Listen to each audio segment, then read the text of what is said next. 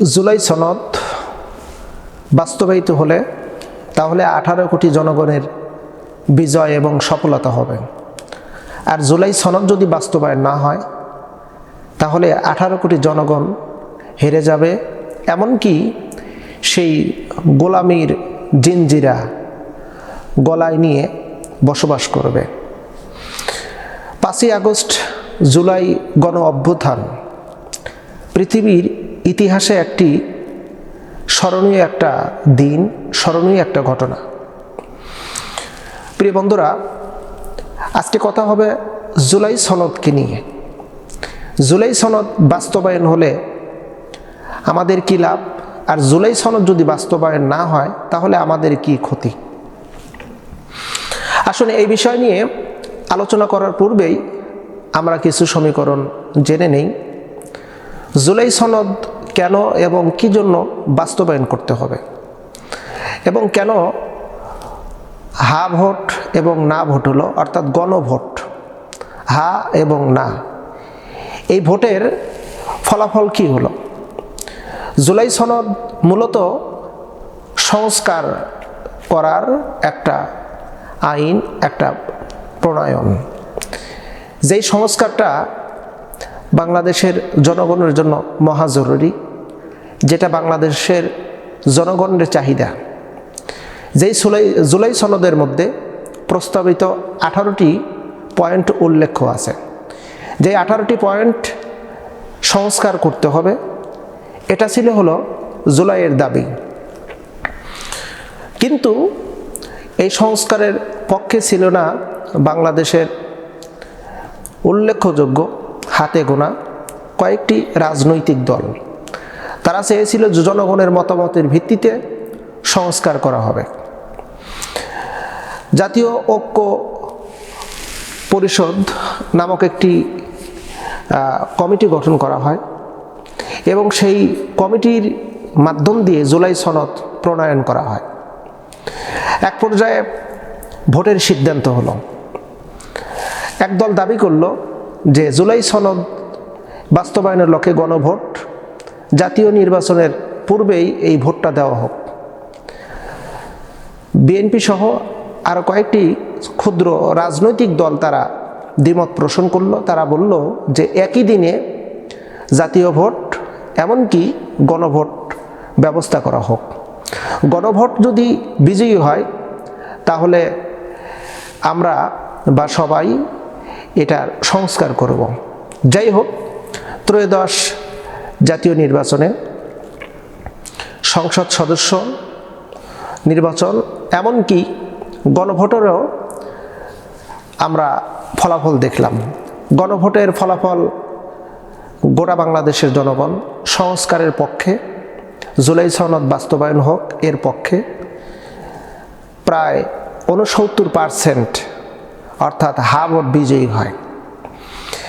এখন সমস্যা হলো, যারা সরকার গঠন করেছে তারা এই জুলাই সনদকে অস্বীকার করে বসল এবং তারা জুলাই সনদের বিপক্ষে হাইকোর্টে রিট করল। এবার আসুন, এই জুলাই সনদ অস্বীকার করলো কেন এবং কি জন্য করলো। জুলাই সনদের মধ্যে সংস্কার যা যা আছে এর মধ্যে আমরা যেটুকু জানতে পেরেছি, জুলাই সনদে যেটা প্রস্তাবিত,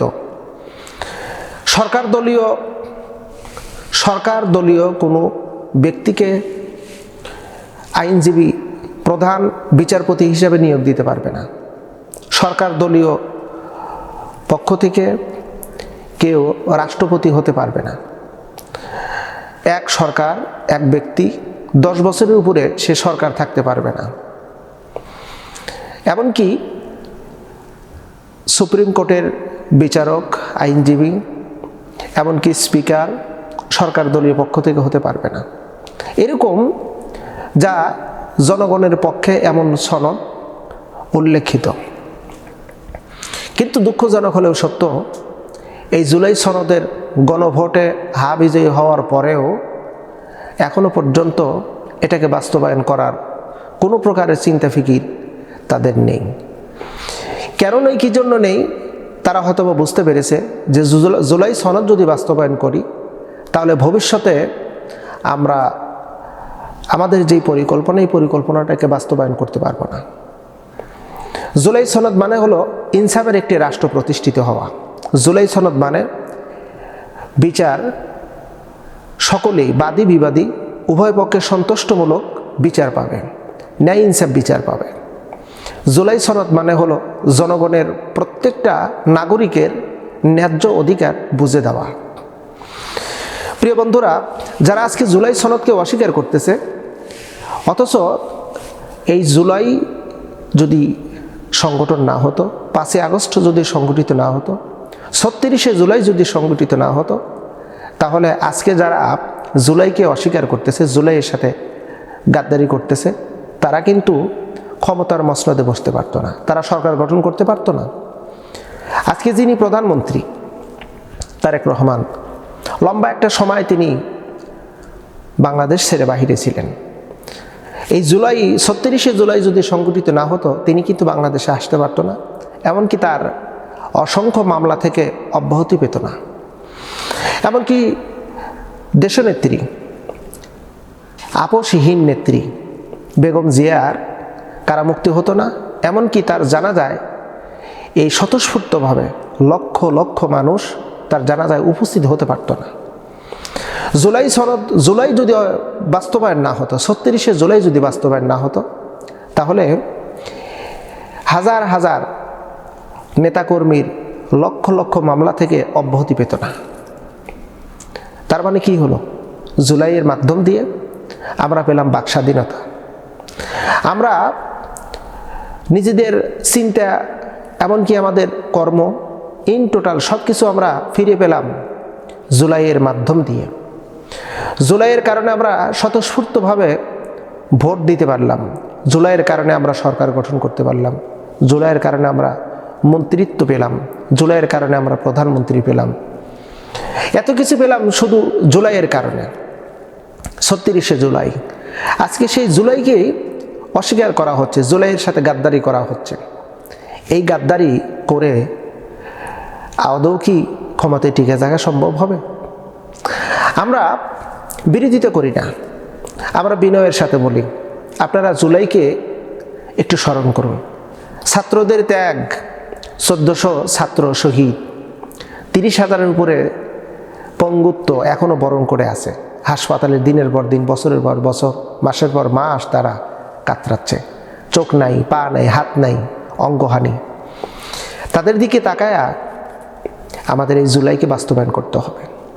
জুলাই যদি বাস্তবায়ন না হয়, তাহলে যারা এই স্বাধীনতা নিয়ে এসেছে, অর্থাৎ 24শে যে জুলাই অভ্যুত্থান, গণ অভ্যুত্থান হয়েছে, এই অভ্যুত্থানে যারা শ্রম দিয়েছে, যারা নিজেদের সময়, নিজেদের জীবন কোরবানি করেছে, তাদের সাথে বড় গাদ্দারি হবে। শুধু তাই নয়, জুলাই সনদ যদি বাস্তবায়ন না হয়, তাহলে যারা এখন গাজী হয়ে ফিরে এসেছে, গাজী হয়ে এখনও যারা আছে, যারা দেশকে শোষণমুক্ত থেকে রক্ষা করে আছে, জুলাই সনদ বাস্তবায়ন না হলে তাদের প্রত্যেককেই আইনের আওতায় নিয়ে আসা হবে। ফাঁসির দড়ি তাদের সামনে ঝুলতেছে, তাদের সাথে বড় গাদ্দারি করা হবে। এই জুলাই সনদ বাস্তবায়ন করা মহা জরুরি। তবে হাইকোর্টে রিট হয়েছে, আমরা যতটুকু খবর পেয়েছি। সুপ্রিম কোর্টের সিনিয়র ব্যারিস্টার, সিনিয়র যিনি অ্যাডভোকেট ব্যারিস্টার শিশির মনির, তিনি জুলাই সনদের পক্ষে লড়েছেন। এমনকি সুপ্রিম কোর্ট থেকে অলরেডি শিশির মনিরের পক্ষে রায় দিয়েছে। আমরা চাই জুলাই সনদ বাস্তবায়ন হোক। জুলাইয়ের এই বিপ্লবকে গোটা বাংলার তাওহিদি জনতা, গোটা বাংলার সমস্ত মানুষ জুলাই বিপ্লবকে বুকে ধারণ করুক। আগামীর বাংলা হোক জুলাইয়ের মাধ্যমে স্বাধীন সার্বভৌমকে একটি বাংলা, ন্যায় ইনসাফের বাংলা। এটাই হলো আমাদের মূল কামনা, এটাই হলো আমাদের মূল চাওয়া। ইনকিলাব জিন্দাবাদ।